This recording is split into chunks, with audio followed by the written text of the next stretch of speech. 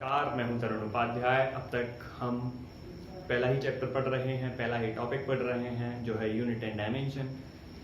हम अब तक आ चुके हैं कि कैसे एक सिस्टम को दूसरे सिस्टम में कन्वर्ट किया जाता है। अभी हम पढ़ रहे थे एमकेएस सिस्टम को कैसे सीजीएस में कन्वर्ट किया जाता है।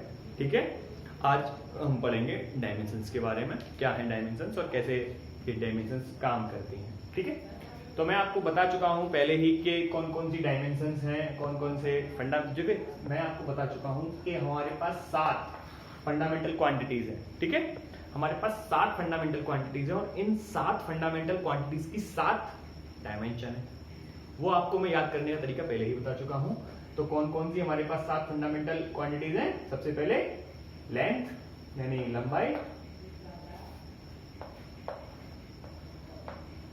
लंबाई, ठीक है। थोड़ा सा प्रॉब्लम हो रही है, मैं चला जाता हूं, माइक इधर लगा लेता हूं। माइक छोटा है थोड़ा सा, इसलिए दिक्कत हो रही है, ये हिल भी रहा है ना। चलिए, लंबाई के बाद क्या है? द्रव्यमान, फिर है समय, फिर टाइम है, फिर है टेम्परेचर, या ये मैं लिख देता हूं लेंथ है, ये मास है, ये टेम्परेचर, ये टाइम है, ये टेम्परेचर है। ठीक है, अब बस एक एम्पियर और लिख लो, एम्पियर।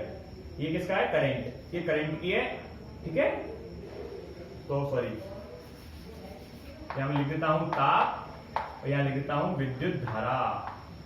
बस इतनी ही लिख लो, उन दोनों की जरूरत नहीं पड़ती। ठीक है, पदार्थ की मात्रा उनकी जरूरत नहीं पड़ती है। ठीक है, अच्छा, अब इनकी आपको जो है डायमेंशंस याद करनी पड़ेंगी। डायमेंशन वही है L M T theta C D A mole, L M T theta C D, sorry L M T theta C D का कोई जरूरत पड़ती नहीं है, ए और मोल की कोई जरूरत पड़ती नहीं है। ठीक है, तो आपको ये पांच हो गए ना, 1 2 3 4 5 जो है डायमेंशन आप याद कर लीजिए। इन्हीं से आपकी पूरी फिजिक्स हो जानी है। उन दोनों की जरूरत पड़ती नहीं है, कैंडला और मोल, इनकी जरूरत नहीं पड़ती है। ठीक है, डायमेंशन में जरूरत नहीं पड़ती है। अच्छा, अब देखते हैं कैसे एक डायमेंशन फॉर्मूला को लिखा जाता है। सबसे पहले वही बार हम एक्सेलरेशन का एग्जांपल ले रहे हैं, तो क्यों ना यहां पे भी ले लिया जाए। हाथ दो के पीछे पड़ गए हम तो एक्सेलरेशन, तो फिर से पढ़ जाते हैं जब पढ़ ही गए हैं। तो देखिए, एक्सेलरेशन यानी त्वरण। हिंदी वाले बच्चे भी हैं यहाँ पे, इसलिए मैं हिंदी इंग्लिश दोनों में पढ़ा रहा हूं। इसका जो यूनिट होता है वो होता है मीटर पर सेकंड स्क्वायर। ठीक है, तो इसकी डायमेंशन कैसे लिखेंगे? एम की क्या है? एम ही है, एम यानी मीटर है ना, ये तो मीटर। लेंथ, मीटर क्या हो गई? लेंथ का क्या है? L upon second square. Second को हम टी से कर रहे हैं तो टी का स्क्वायर। ठीक है, अच्छा, ये जब टी ऊपर जाएगा तो माइनस का हो जाएगा, टी माइनस 2। चाहे तो 1 लिख देना, L1 T माइनस 2, या मत लिखो तो अभी 1 तो माना ही जाता है, LT माइनस 2। ये किसका हो गया? एक्सेलरेशन का। एक फोर्स का और मैं लिख के दिखाऊंगा, बाकी आपको लिखने हैं, मैं आपको दे दूंगा। ठीक है, force equal to newton. Newton मतलब, न्यूटन को मैं एमकेएस में लिख रहा हूं, कैसे लिखेंगे? Kilogram metre per second square. कैसे लिखेंगे? किलोग्राम का क्या होता है? मास हो गया, एम होता है, और मीटर यानी लेंथ हो गई। लेंथ का क्या है? एल अपॉन सेकंड का क्या है? T square. ये ऊपर जाएगा एम एल टी माइनस 2, ये हो गया फोर्स का। ठीक है, ऐसे निकालते हैं। तो मैं आपको 8-10 दे देता हूं। एक तो आपको लिखना है जी का, इसकी विमा लिख के लानी है, कैपिटल वाली जी जो है, इसकी डायमेंशन फॉर्मूला लिख के लाना है। यानी कमेंट सेक्शन में लिखते जाइए, अभी तो बाद में हम और चीजें कर लेंगे कि आप कैसे हमें अपने सॉल्यूशन दे सकते हैं। नंबर 1 पे तो ये, नंबर 2 पे आपको लिखना है एनर्जी, ई। तो लिख देता हूं एनर्जी, एनर्जी माने होती है ऊर्जा, ऊर्जा का लिख के लाना है, कैपिटल जी का लिख के लाना है, और एक लिख के लाना है डेंसिटी, डी या रो, ठीक है, density, DNSIT by density, density ये डी है, ये डी है, हम डी ऐसे ही बनाते हैं भाई।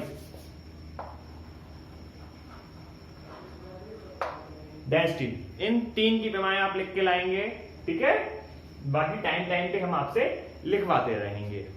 तो ये हो गई आपकी डायमेंशन कैसे लिखी जाती हैं, बात समझ में आ गई। अच्छा, अब इनके जो क्वेश्चन आते हैं असल में वो डायमेंशन के लिए नहीं आते हैं, ठीक है, वो क्या पूछता है, अब मैं आपको बताता हूं कि वो क्या पूछता है। वो मतलब एग्जामिनर पेपर में, ठीक है, पिछली बार क्या पूछा है उसने, किस तरीके का क्वेश्चन पूछा है वो मैं आपको बता देता हूं कि किस तरीके का उन्होंने हमसे क्वेश्चन पूछा है। देखिए उन्होंने कैसा क्वेश्चन पूछा है हमसे, उन्होंने जो क्वेश्चन पूछा है वो पूछा है जैसे v इक्वल टू √2gh। अब बताइए कि ये फॉर्मूला सही है कि नहीं है।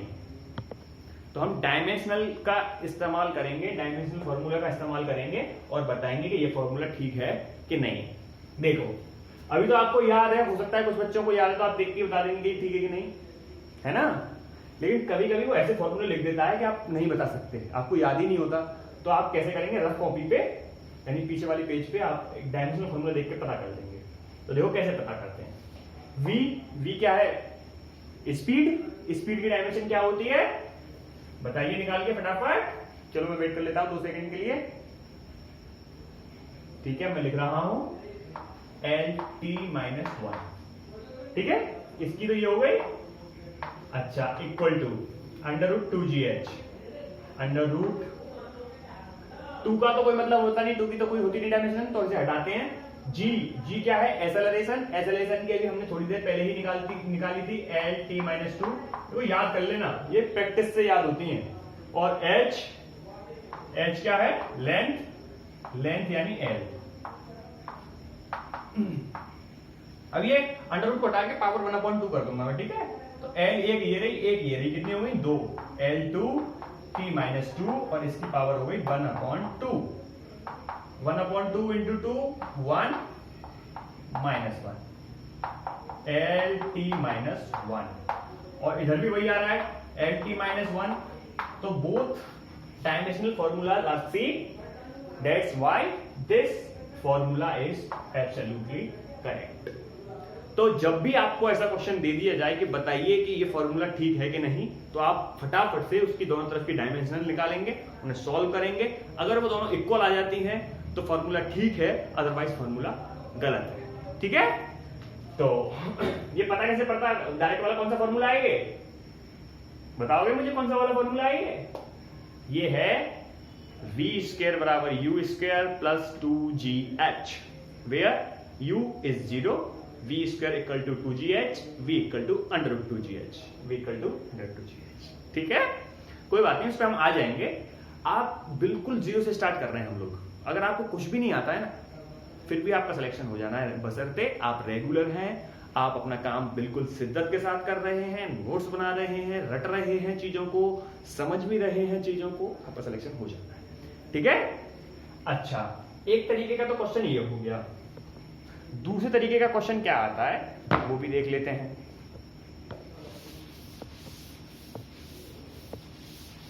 दूसरे तरीके का क्वेश्चन ये आता है कि जैसे सबसे मोस्ट पॉपुलर क्वेश्चन ही मैं लिख देता हूं, वो है वॉन डेर वाल जो इक्वेशन है उसमें a और v के जो कांस्टेंट्स हैं उनकी वैल्यू।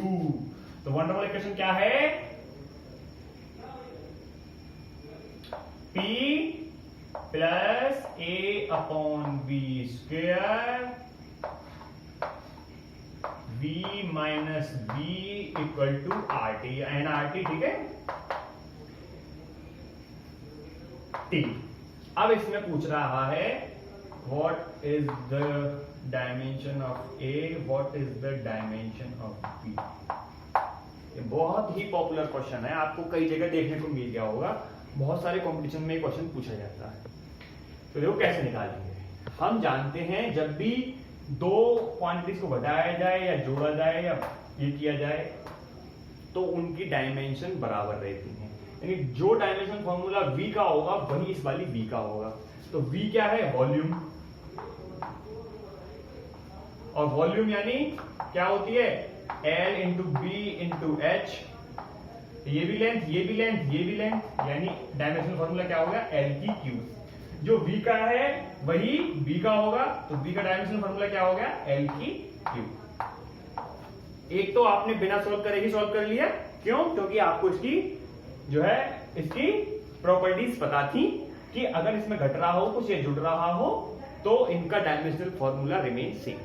ठीक है, तो यहाँ पे V की वैल्यू, इस V का डायमेंशनल फॉर्मूला हम निकाल चुके हैं। अब हमें निकालना है A का, तो वही करिए, जो P की होगी वही A अपॉन V स्क्वायर की होगी, यानी जो P की होगी वही A अपॉन V स्क्वायर की होगी।